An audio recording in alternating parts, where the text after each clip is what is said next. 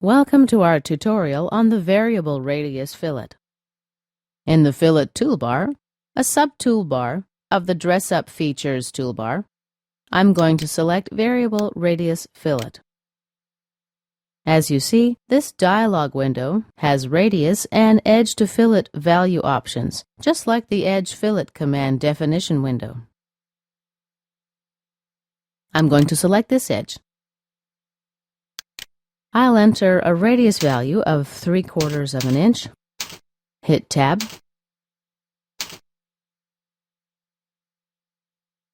As you can see, at the end of this edge, CATIA has created 2 points. They appear in the point field right here. Let's create 2 more points. I simply click on an edge, and it becomes point number 3. Next, I'll click on this plane. The point appears here. This is where the plane intersects with this edge. Click OK, and here's our fillet. It looks just like a regular edge fillet, but let's double-click and make some changes. We double-click.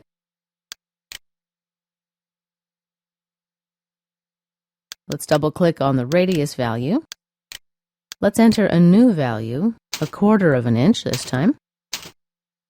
Click OK.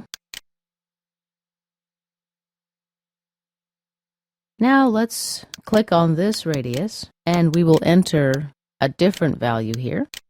Let's enter 1 inch. Click OK. And here is our variable radius fillet. Let's delete it.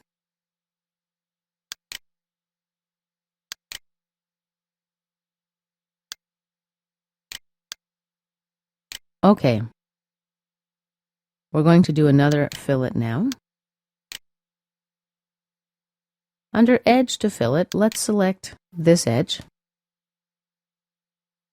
You see that the edge gets propagated all the way to this corner. That's because, as we saw previously, in the propagation field, we've selected the tangency option. And, of course, all these edges are tangent one another up to this corner.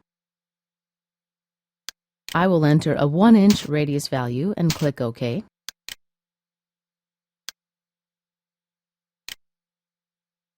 Okay, let me change this fillet a little bit. Double-click.